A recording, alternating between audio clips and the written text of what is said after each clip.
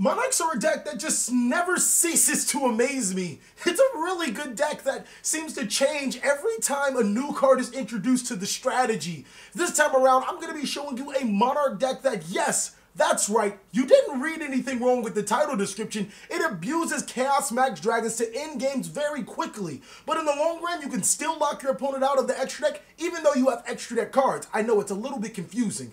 I'm TheCaliEffect, and if you guys want to see more videos like this, then go ahead and tribute summon for that subscribe button. But more importantly, if you want to join the monarchy, then hit that notification bell, because we just too strong. Without further ado, I present you a really good Monarch deck profile post Flames of Destruction.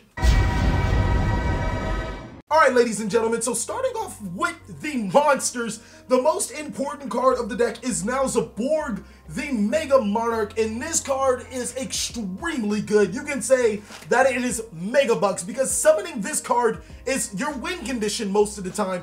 When it is tribute summoned, you get to destroy one monster on the field. If you destroyed a light monster, both players send cards from their extra deck to the graveyard equal to the number of the original level or rank of the monster that it destroyed if it were light. And if you tribute a light monster, you get to choose those cards you send to your opponent's extra decks of the graveyard. So this card literally wrecks Pendulum Magician. It wrecks any Pendulum based deck because not only can you start going into their extra deck for their most important cards, once you're done with that, you can start hitting them for their monsters in their extra deck face up, their Pendulum monsters. This card is extremely nasty, and summoning this card first turn against extra deck heavy decks is probably going to guarantee you a win, hitting Electromites, hitting Starving Venoms.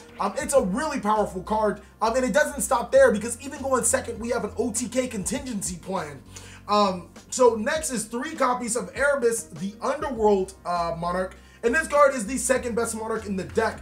If he is in the graveyard, this is the best effect about him. If he's in the graveyard, you can send one Monarch spell or trap card from your hand to the graveyard to add one Monarch card from your graveyard or Monarch monster from your graveyard to your hand. Now, it does say 2800 attack, 2400 attack, or 1,000 defense monster, but I'm just going to say Monarch because that's the only thing that's going to apply for these decks. So keep in mind, anytime you guys hear me say Monarch monster, I'm referring to 2800 attack or 2400 attack and 1,000 defense. But just to shorten it up, I'm going to call it a Monarch. The next thing is when he is tribute summoned, you can send Monarch spell and trap, or 2 Monarch spell and trap cards from your deck to your graveyard, 2 shuffle a card from your opponent's hand, field, or graveyard into their deck. So it's really good at disruption, and it's also really good at keeping us having Monarch monsters inside of our hand. Next is 1 copy of Aether, the Heavenly Monarch. I didn't actually play this card at first. I didn't really feel it was a great card. And here's my reasoning why. So back when this card was extraordinarily good, you would tribute summon your opponent's monster with your 3rd copy of, the Monarch Storm 4th, summon this card, then summon Karaz, and with your Karaz, you have the option to destroy your cards to draw cards, or even more importantly, you could disrupt your opponent. Nowadays, disrupting your opponent, but giving them a draw too, is probably the worst thing in Yu-Gi-Oh! But at the same time, Aether is really good because if you summon it on your turn using Mithra, you can summon another monster to your side of the field, another Monarch to your side of the field, to tribute for another Monarch because you have another tribute summon for Monarch. So it's really good, and then it's really not good, and then it sends Monarch spell cards from your deck to your graveyard, so you're like, I can't really argue with that card. It's just pretty solid. Next is 1 copy of Caius, the Mega Monarch. This card is really good at disrupting your opponent's cards. Again, all of the Monarchs can be tribute summoned by tributing 1 tribute summon monster. I didn't mention that, but I just thought I'd say that. The next effect is that you can target 1 monster on the field and banish it. If it was a dark monster, you get to banish all of their opponent's monsters with the same name from the deck or extra deck. So this card could be a blowout. The next thing is if you tributed the dark monster itself, it can banish 2 cards instead. Now, every single card in this deck is either a dark monster or a light monster. I was really trying to play Blackluster Soldier in this deck. You guys could if you want to, but yeah, that's pretty much it. It's just really good. You're probably going to be able to get off the effect of banish too. Lastly, for the Monarchs is 1 copy of Karaz, the Light Monarch, and this card is really good as well.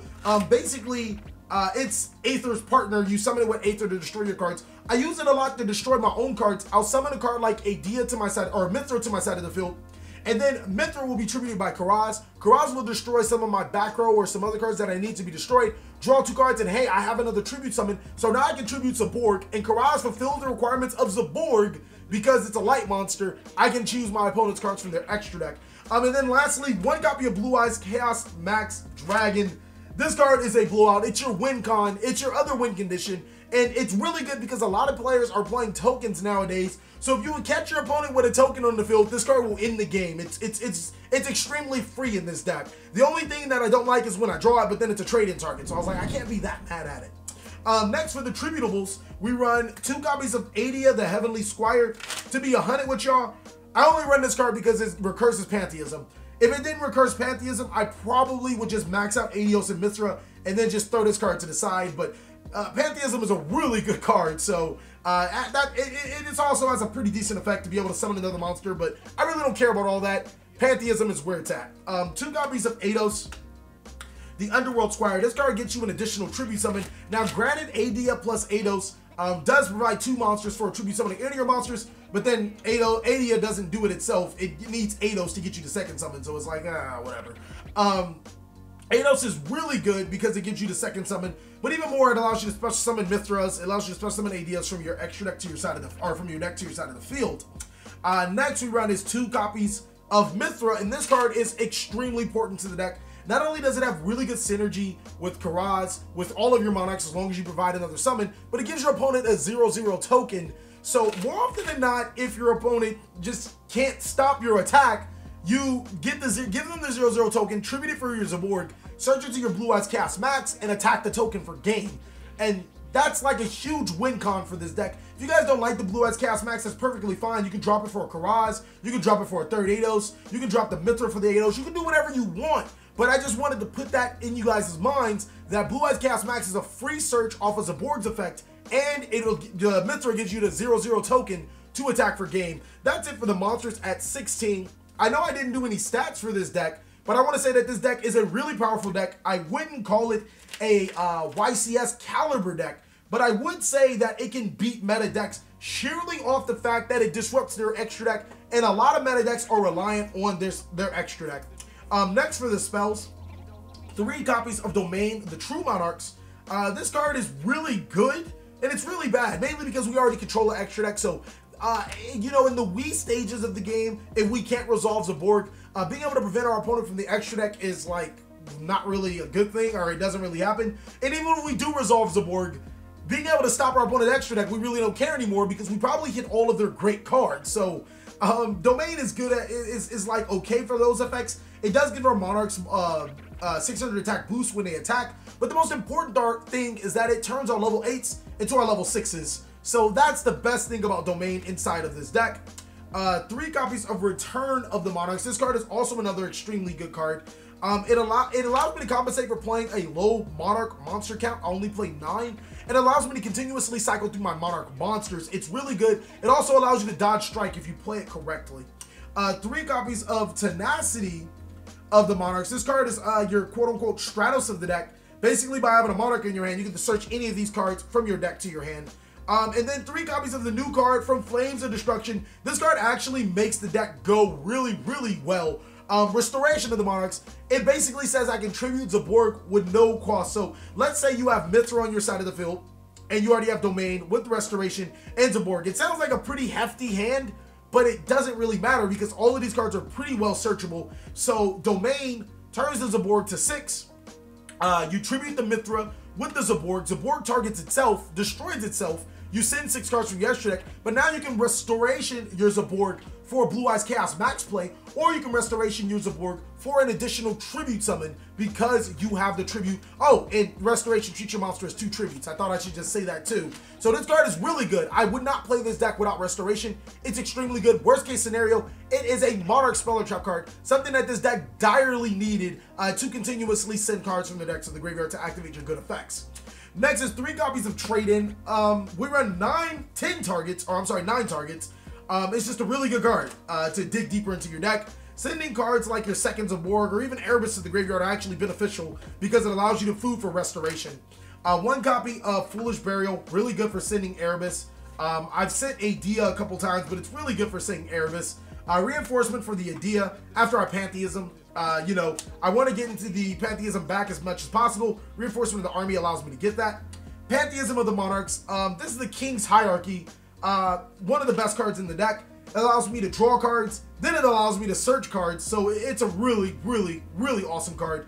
Monarch Stormforth. Unfortunately, this card isn't as powerful as it used to be. I remember when this card was just like stupid good. It was like ridiculous. And at 1, it just doesn't have the same, you know, output on the game as it used to. 1 copy of Foolish Burial Goods to send the Pantheism, to send the Prime Monarchs. You don't need more than 1 in this particular build. 1 copy of Chaos Form. This card is also really powerful because it allows you to ritual summon for your Blue Eyes Chaos Max, and it's searchable, so it's really good. It's probably your only Garnet in the entire deck. And then 1 copy of 1-for-1 to get your free Idea to your side of the field. Getting a free Idea just means you're gonna do some real big damage. That's it for the spells. And I want to say the spells are 20 spells? No, it's 22 spells. And there's only 2 traps, 2 copies of the Prime Monarch. And this card is, like, you guys should have known for the Monarch days, but basically, it special summons itself as a Monarch, or as a monster to tribute. And also it allows you to return Monarch spell and trap cards when it's in your spell and trap card zone. It allows you to return Monarch spell and trap cards from your graveyard to your deck to draw a card. So it's really good at that aspect. It's just an entirely great card. That's it for the main deck at 40. For the extra deck, we only run 8. And that's because after we resolve Zaborg, I don't think there's any reason to run more than 8. So the 8 cards are 3 Cypher and Lord Omega. This card will be explained a little bit in time. The reason why Blue Eyes Chaos Max is so viable is because we run 3 copies of Herald of Arclight. Basically, after you tribute the Zaborg, you send all 8 cards.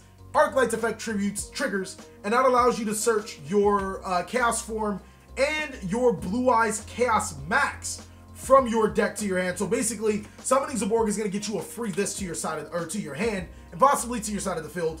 And then lastly is Elder Entity Intis. 3 copies of this. It has the same effect as Zaborg going second. We have to send these 3 bad babies to the graveyard and then destroy 3 cards on our opponent's side of the field because we summoned Zaborg, as well as search 2 cards. And then the Cypher Lord Omega is really important because while you don't really have a use for Herald, you play 3 copies of Zaborg. So use Omega's effect to send back the Elder Entity Intis back into your extra deck and then summon Zaborg again and then destroy more cards. Or you can just use it to add pivotal cards from your graveyard back into your deck. Really good cards right there.